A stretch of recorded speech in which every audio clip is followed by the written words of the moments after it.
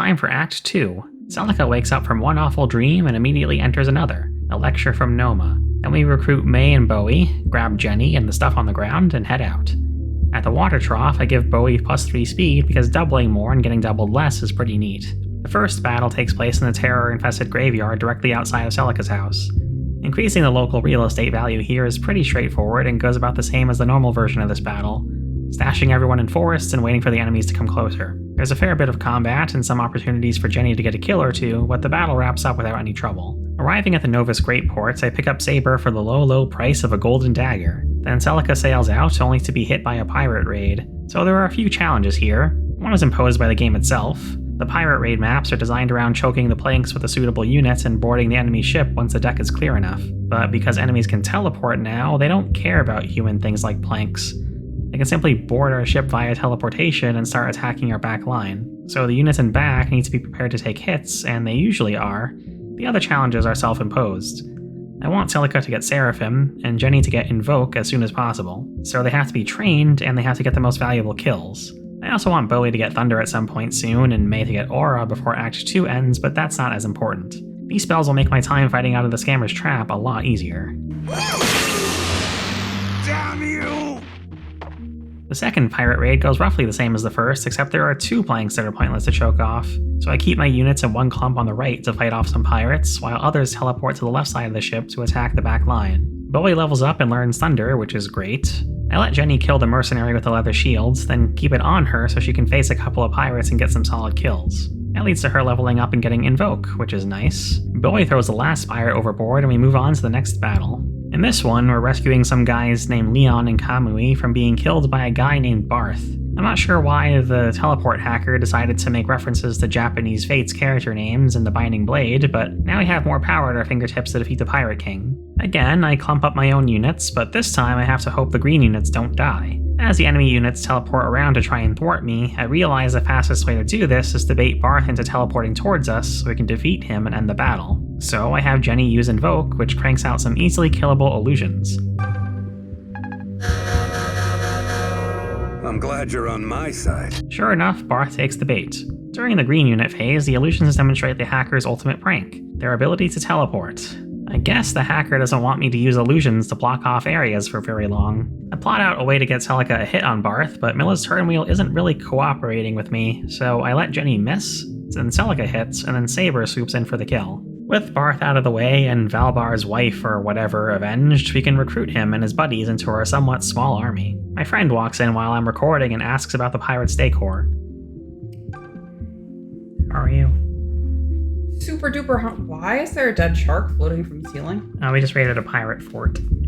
They caught a shark, I guess. Why wouldn't they keep it out by the bay? Why the hell do they drag it in here? I don't know. Seems like a lot of effort. That's a good question. Then I loot the pirate fort, give Saber the steel sword, and Saber gives the golden dagger back to Celica.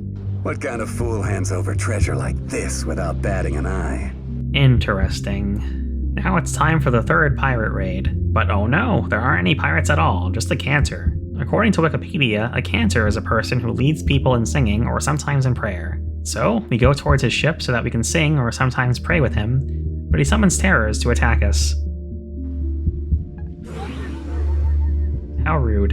And of course, as we get closer, they start teleporting. This is actually pretty nice, since when they teleport onto our ship, they're not in our way. Once the Canter is dead, the other enemies will disappear too. So we kill some terrors to get them out of the way, then devise a way to kill the Canter in one turn, with May's excessive thunder damage combined with Celica finishing him off and getting a chunky level out of it. Since Celica doesn't have Seraphim yet, we sail past Necrodragon Island and attack the fourth pirate raid, which is actually the third pirate raid technically. I start the battle with Celica aggressively pushing up the plank so that she can get a good chunk of combat. She nearly dies, but she does kill the boss and gets Seraphim, so whatever. The rest of the battle consists of clearing out enemies that teleport onto our ship and pushing onto the enemy ship to kill everyone else. Pretty easy. Now that we have Seraphim, we can backtrack to Necrodragon Island. Corrin hates dragons and by extension hates us for approaching them. I don't care. I start by pulling a Necrodragon with Valbar, positioning Leon poorly, and wailing on a dragon with everything I've got. But Leon dies.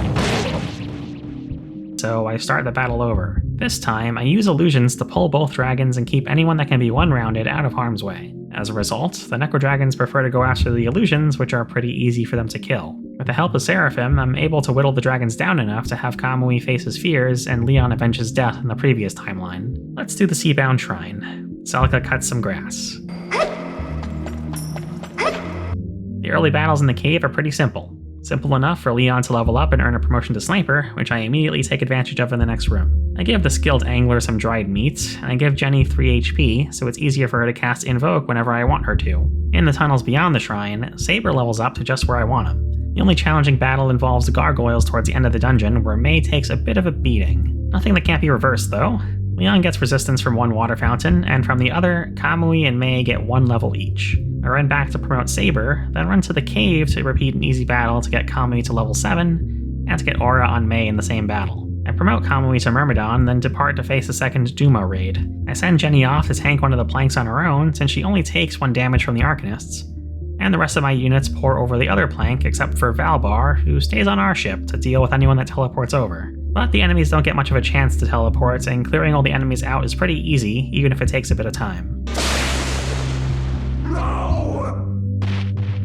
Finally, we arrive at Zofia Harbor, but we only stick around long enough to sell coral to this filthy capitalist before heading off to the castle. This is the last battle of Act 2, and it's actually not that hard, thanks to the assistance from this mysterious fellow. The battle puts Celica within dying range, but she devours a whole stick of butter and instantly becomes healthier. Luckily, Mask's guy only steals 2 kills for me. I'm able to feed Saber the other 3, including the boss. In the castle, I deliver a hunk of cheese to this bizarre cheese collector and get honey as a tip, meet Mycin one more time, and go upstairs. Here, Celica tackles Alm Corleone, and a Coppola Godfather references roll down the stairs. Then Celica and Alm get into a completely unnecessary argument, so that they can go their own separate ways for Act 3. And while they both sought to attain peace in their own way, their chances of finding it together seemed to grow increasingly slim.